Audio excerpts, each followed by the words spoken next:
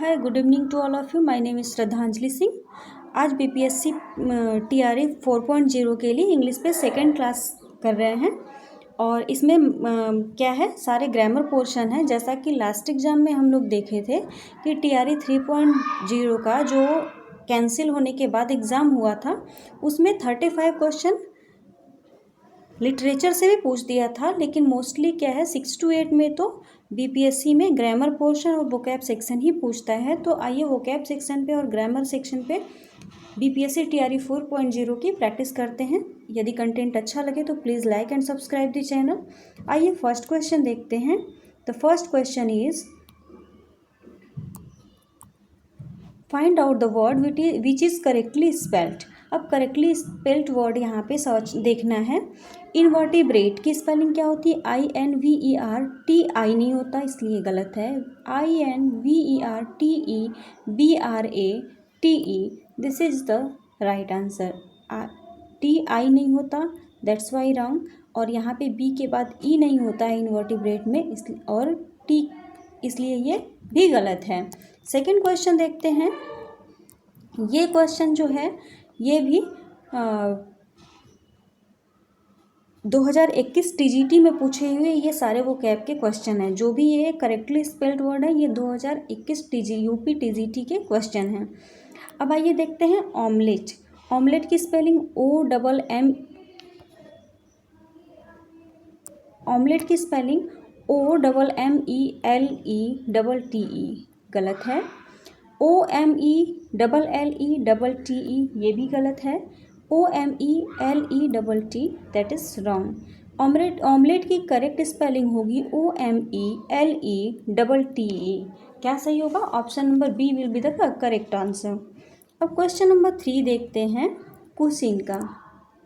Question क्या होता है?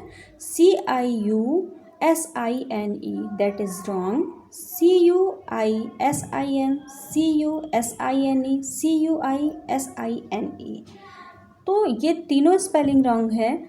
The D option will be the correct option, CUISINE। इसका मतलब होता है, ये होता है a cooking style. A cooking style.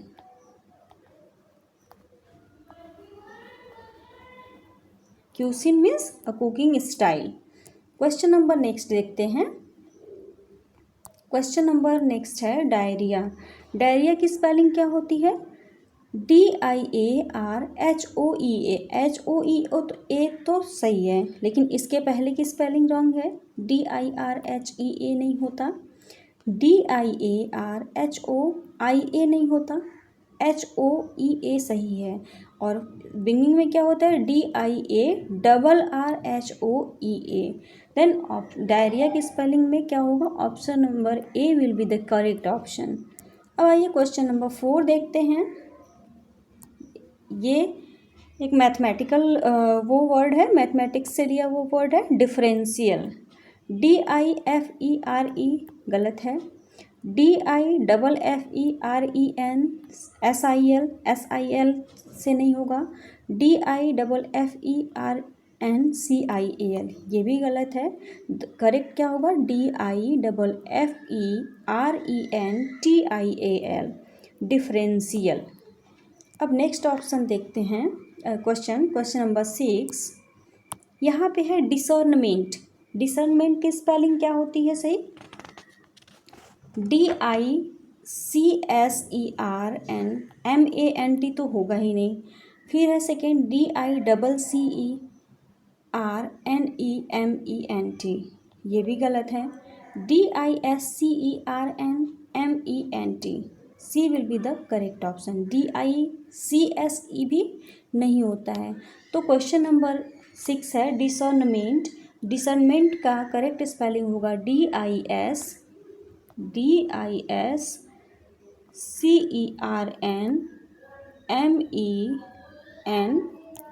Discernment. Next question देखते हैं। Question number 7 comprehensible and contemptible corporeal. यहाँ पे टाइपिंग मिस्टेक हुआ है। Corporeal will be the wrong option and correctly spelled है कॉम्प्रीहेंसिबल और कॉन्टेम्प्टिबल, मतलब दो ऑप्शन चाहिए। कॉम्प्रिहेंसिबल का स्पेलिंग क्या होगा? COMPREHENSIBLE comprehensible. कॉन्टेम्प्टिबल का CONTEMPTIBLE। तो यहाँ पे 2 ऑप्शन सही है। नेक्स्ट देखते हैं क्वेश्चन नंबर 8। अब यहाँ पे दिया है, ये जो भी करेक्टली स्पेल्ड वर्ड हैं वो सभी TGT के उठाए हुए क्वेश्चन हैं, TGT प्रीवियस ईयर के क्वेश्चन हैं। क्वेश्चन नंबर 8 है एनक्रिप्ट, ENCRIPT, एनक्रिप्ट, ये गलत है। एनक्रिप्ट ENCKRIPT, ये भी गलत है। ENKRIPT, ये भी कोई स्पेलिंग नहीं होती है। तो एनक्रिप्ट की करेक्ट स्पेलिंग क्या है? ENCRYPT, encrypt. क्वेश्चन नंबर 9 है फ्लफी। अब फ्लफी होता है कि फ्लपी होता है? तो करेक्टली क्या होता है प्रोनाउंसिएशन इसका? फ्लफी। तो FLUPPY फ्लपी नहीं होता है, FLUFPY नहीं होता है। दो फ्लफी फ्लफी 2 में साउंड आ रहा है, लेकिन क्या FIE होता है? तो नहीं, FLUFFIE नहीं होता है, बल्कि FLUFFY होता है, फ्लफी। नेक्स्ट देखते हैं। नेक्स्ट है गायनेकोलॉजिस्ट, GYNO, गायनोकोलॉजिस्ट नहीं होता है। गायनेको GAENECOLIGST, ये भी रॉन्ग स्पेलिंग है। नेक्स्ट है option number C, GAY, gynaecologist, ये भी नहीं होता है। अब D है GYNAECOLOGIST, तो गायनेकोलॉजिस्ट का करेक्ट स्पेलिंग होगा option number D, GYNAECOLOGIST,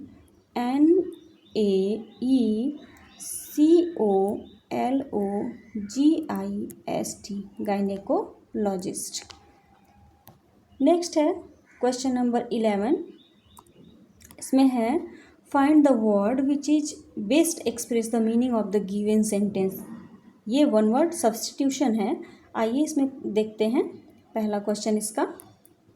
a person who loves everybody, वो व्यक्ति जो सबको प्रेम करता है। A person who loves everybody that is known as egoist, नहीं।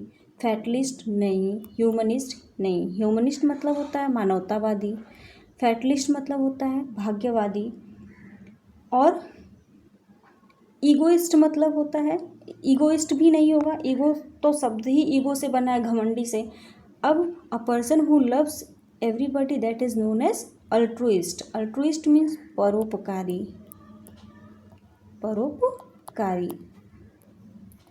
अब नेक्स्ट क्वेश्चन देखते हैं, इसका आंसर क्या हो जाएगा तब? Option number D, a person who loves everybody that is known as altruist. Question number 12। A small village are a group of houses, मतलब एक छोटा सा गांव या एक मतलब घरों का समूह जिसको गांव के रूप में जाना जाता है, दैट इज नोन एज क्या? हैमलेट। कम्युनिटी मतलब समुदाय होता है, सेटलमेंट कोई वैसा शब्द है नहीं। और कॉलोनी क्या होता है? कॉलोनी मतलब एक फिक्स एरिया होती है और वो शहरों में कॉलोनी होती है। जबकि a small village are a group of houses that is known as hamlet. Option number C will be the correct of question number 12। अब क्वेश्चन नंबर 13 देखते हैं। ये क्वेश्चन BPSC TRE में भी पूछा था और ये UP TGT 2021 में पूछा था। A list of the name of books, a list of the name of books, epilogue, dialogue, catalogue, इन 3 में से ही ऑप्शन है। तो a list of the name of books that is known as catalogue. Books के list, books के जो name होते हैं, नेम का जो लिस्ट होता है that is known as catalogue. मतलब option number C will be the correct option. क्या? A list of book the name of a list of the name of books known as catalogue. Question number 14। One who walks in sleep, अब वो व्यक्ति जो कि नींद में चलता हो, उसके लिए सोमनेम से जो भी वर्ड बनते हैं वो नींद से रिलेटेड होते हैं। तो यहाँ पे one who walks in sleep, तो यहाँ पे क्या हो जाएगा, सोमनीलोक्विस्ट नहीं होगा, ईगोइस्ट नहीं होगा, अल्ट्रुइस्ट मतलब तो हम लोग ऊपर ही पढ़े हैं अभी। तो यहाँ पे क्या हो जाएगा, सोमनैम्बुलिस्ट। सोमनैम्बुलिस्ट होता है one who walks in sleep, जो कि नींद में चलता है। Question number 15, the first public speech delivered by a person, मतलब कोई व्यक्ति जब अपनी पहली स्पीच किसी पब्लिक के बीच में दे रहा हो तो that speech is known as maiden speech. Inaugural speech नहीं बोलते, ट्रायल स्पीच नहीं बोलते, मैराथन स्पीच नहीं बोलते, उसे क्या बोलते हैं, मैडन speech. The first public speech delivered by a person, मतलब किसी व्यक्ति द्वारा दी जाने वाली पहली स्पीच जो कि पब्लिक में दी जा रही हो, that is known as maiden speech. Question number 16 देखते हैं। अब यहाँ से दूसरा स्टार्ट हो रहा है।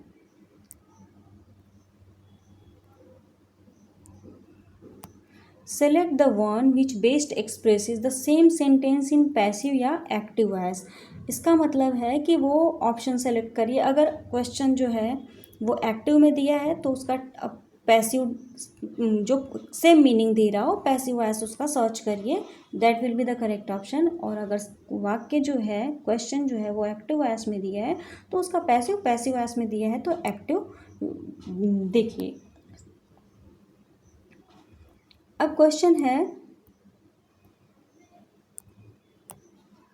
The thief was being arrested by the police. Was जब बी की फॉर्म के बाद बीइंग शब्द आ जाता है तो पैसिव वॉइस होता है। क्यों? क्योंकि पास्ट कंटिन्यूअस का पैसिव वॉइस कैसे बनता है, बीइंग लगा के और V3 लगा के बनता है, बीइंग प्लस V3। कंटिन्यूअस का किसी भी कंटिन्यूअस का हो, वो इज एम आर हो, वॉज वर हो और विल। फ्यूचर का तो कंटिन्यूअस का बनता ही नहीं है, फ्यूचर इंडेफिनिट का। तो क्या होता है, इसके बाद बीइंग लगा के, हेल्पिंग वर्ब के बाद बीइंग लगा के V3 यूज़ किया जाता है। तो पहले सेंटेंस पहचानते हैं, the thief was being arrested by the police. ये क्या है, पैसिव वॉइस है, एक्टिव वॉइस नहीं है। और किसका पैसिव वॉइस है, तो पास्ट कंटिन्यूअस का। और इसमें क्या होता है,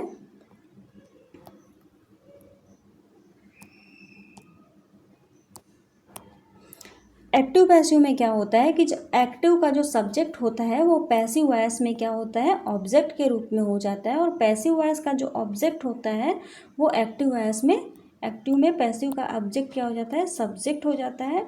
और पैसिव का, एक्टिव वॉइस का सब्जेक्ट पैसिव में क्या होता है, ऑब्जेक्ट हो जाता है।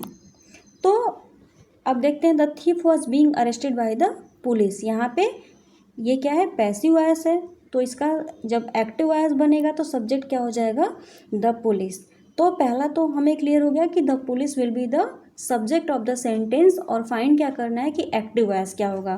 तो the police arrested the thief, ये पास्ट इंडिफिनिट है, नहीं होगा क्योंकि ये पास्ट कंटिन्यूअस का पैसिव वॉइस बना है। The police had arrested V3 के साथ पास्ट परफेक्ट टेंस है, ये नहीं होगा एक्टिव वॉइस। क्यों? क्योंकि कंटिन्यूअस का बना है, वॉज लगा है उसमें। अब the police was arresting the thief, ये क्या होगा, परफेक्ट आंसर होगा। द पुलिस हैज अरेस्टेड, ये परफेक्ट टेंस है, ये परफेक्ट टेंस है और ये पास्ट इंडिफिनिट टेंस है, इसलिए ये सभी क्या है, रॉन्ग है। द पुलिस ये पैसिव का ऑब्जेक्ट है तो इसमें सब्जेक्ट हो जाएगा। वॉज अरेस्टिंग, वॉज के साथ ING लगता है और द थीफ क्या है, इसका सब्जेक्ट जो है वो ऑब्जेक्ट के रूप में चला जाएगा। अब नेक्स्ट क्वेश्चन, तो अब क्या सही होगा, option number C will be the correct option. Question number 17 देखते हैं।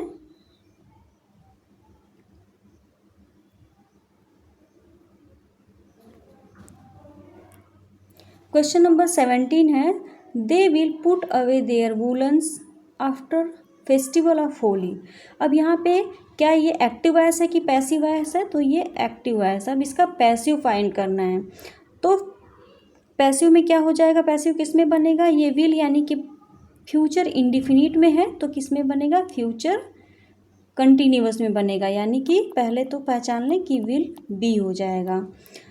और इसका ऑब्जेक्ट क्या है, their woolens after the festival, तो ऑब्जेक्ट है देयर वूलन्स।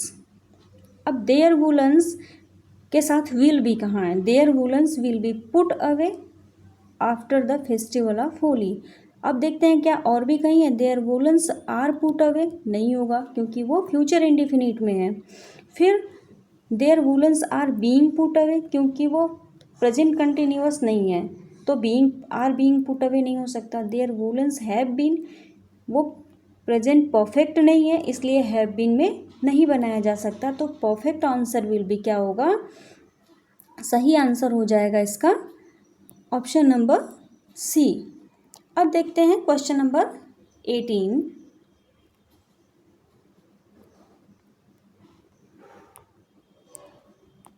क्वेश्चन नंबर 18 है निशा हैज़ रंग द बेल। ये कौन सा सेंटेंस है, कौन सा टेंस है ये है प्रेजेंट परफेक्ट। क्यों, क्योंकि हैज प्लस V3 है। तो प्रेजेंट परफेक्ट का ये क्या है, एक्टिव वॉइस है और इसका पैसिव क्या हो जाएगा, इसका पैसिव होगा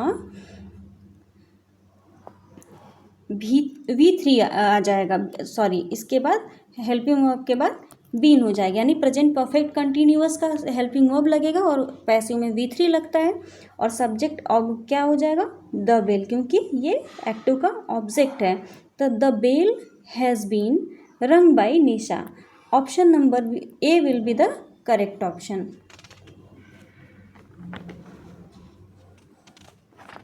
अब देखते हैं question number 19। Sarla changed the curtains. Sarla ने कर्टेन चेंज किया, ये क्या है, पास्ट इंडिफिनिट टेंस है। पास्ट इंडिफिनिट का पास्ट कंटिन्यूअस में पैसिव वॉइस बनेगा तो इसका करेक्ट अल्टरनेटिव क्या है, the curtains. Sarla changes the curtains होगा नहीं क्योंकि ये प्रेजेंट इंडिफिनिट में है। The curtains were changed by Sarla. Past indefinite का क्या होता है, पास्ट कंटिन्यूअस में बनता है। The curtains were changed by Sarla will be the correct option. The curtains was होगा नहीं क्योंकि कर्टेन्स प्लूरल है और हेल्पिंग वर्ब सिंगुलर है यहाँ पे। सरला वाज द वन, ये भी नहीं होगा। तो सबसे परफेक्ट आंसर क्या है, the curtains were changed by Sarla. अब देखते हैं क्वेश्चन नंबर 20। क्वेश्चन नंबर 20 है Rohan gave the work to Pooja. Rohan ने पूजा को वर्क दिया, ये भी किस में है, पास्ट इंडिफिनिट में है। पास्ट इंडिफिनिट का किस में बनेगा, पास्ट कंटिन्यूअस में बनेगा। ऑब्जेक्ट क्या है, टू पूजा, सॉरी ऑब्जेक्ट है द वर्क। अब द वर्क हैज़ बीन नहीं होगा क्योंकि ये परफेक्ट टेंस है। द वर्क इज गिवन नहीं होगा क्योंकि ये प्रेजेंट का टेंस है। The work was given to Pooja by Rohan, that will be the correct option. क्यों, क्योंकि ये पास्ट इंडिफिनिट टेंस में है और पास्ट इंडिफिनिट का पैसिव जो है वो पास्ट कंटिन्यूअस की हेल्पिंग वर्ब में बनेगा और V3 आएगा उसके बाद, तो C will be the correct option. अब क्वेश्चन नंबर देखते हैं 21। क्वेश्चन नंबर 21 है fill in the blanks with the appropriate option given below. इनके नीचे 4 ऑप्शंस दिए हैं, उसके अकॉर्डिंग कुछ में प्रीपोजिशन है, कुछ ऐसे मीनिंग देने वाले वर्ड हैं, ऐसे फिल करना है। The first world war took place dash dash 1914 and 1918। अब जब तो कोई फिक्स डेट दिया रहता है तो कभी भी प्रीपोजिशन आते हैं तो दो के बीच में होता है, तो वहाँ पे क्या किसका यूज होता है, बिटवीन। तो the first world war took place यहाँ पे 1914 एंड 1918, तो 2 फिक्स डेट दिया है, 2 ड्यूरेशन फिक्स दिया है और 2 साल का एग्जैक्टली नेम दिया है, दैट विल बी यहाँ क्या होगा, बिटवीन। फ्रॉम तो हो ही नहीं सकता, विद इन हो ही नहीं सकता, ड्यूरिंग का चांस बनता है लेकिन ड्यूरिंग भी नहीं होगा क्योंकि यहाँ पे चलता रहा जैसा कुछ कंटिन्यूटी नहीं दर्शाई गई है, यहाँ पे 2 साल के अंतराल बीच में बताया गया है, तो दैट विल बी जब 2 के बीच में होता है बात, कंपेयर किया जाता है या किसी 2 के बीच में प्रीपोजिशन का यूज़ किया जाता है तो वहाँ पे बिटवीन का यूज होता है। बिटवीन प्रीपोजिशन का 2 चीज़ों के बीच में, 2 परफेक्ट डेट हो, एग्जैक्ट डेट हो, 2 साल का नाम हो, उसके बीच में किया जाता है। Question number 22 my sister along with her 2 children arrived. अब एलॉन्ग विथ जो होता है उसके साथ आने वाले, उसके पहले, उसके बिफोर वाले सब्जेक्ट के अकॉर्डिंग जो है हेल्पिंग वर्ब हम लगाते हैं। एलॉन्ग विथ के पहले वाला क्या होता है, ये सब्जेक्ट होता है, न कि इसके बाद वाला सब्जेक्ट होता है, ये सब्जेक्ट नहीं होता है। ये सब्जेक्ट होता है along with के पहले आने वाला जो नाउन होता है वो सब सेंटेंस का वाक्य का क्या होता है, सब्जेक्ट होता है। And we use the helping verb according to the subject of the sentence. और जब भी along with से दो नाउन या दो प्रोनाउन या दो चीज़ें जुड़ती हैं तो वहाँ पे फर्स्ट सब्जेक्ट जो होता है, फर्स्ट नाउन या प्रोनाउन जो होता है, that will be the subject on and helping verb will be used according to the subject. तो यहाँ पे माई सिस्टर क्या है, सिंगुलर है। अब सिंगुलर के लिए देख लेते हैं, हैज़ है, आर है, इज़ है और हैव है। तो माई अब यहाँ पे V3 दिया है तो इस तो होगा नहीं, आर प्लूरल है होगा नहीं, हैव प्लूरल है होगा नहीं, V3 दिया है इसलिए इज़ होगा नहीं क्योंकि ये पैसिव वॉइस में नहीं बोला गया। तो my sister along with her 2 children has arrived. Perfect tense में क्या होता है, हेल्पिंग वर्ब के बाद V3 का यूज़ होता है। अब देखते हैं question number 23। You have no to order me. अब दिया है कि ऑथर मतलब तो राइटर होता है, और ऑडासिटी नहीं होगा, परमिशन नहीं होगा क्योंकि दिया है कि ऑर्डर देने का आपके पास नहीं है तो परमिशन नहीं होगा, यहाँ पे अथॉरिटी होगा। अथॉरिटी मीन्स अधिकार होना। यू हैव नो अथॉरिटी मतलब आपके पास अधिकार नहीं कि आप मुझे ऑर्डर दें। Option number A will be the correct of question number 23। Question number 24, I prefer chess to carrom. अब देन, फॉर, टू और फ्रॉम दिया है तो इसमें से कौन सा करेक्ट होगा।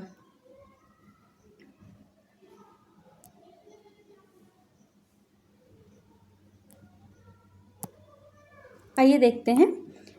जब भी प्रीफर आता है उसके बाद कोई नाउन या उसके बाद कोई नाउन,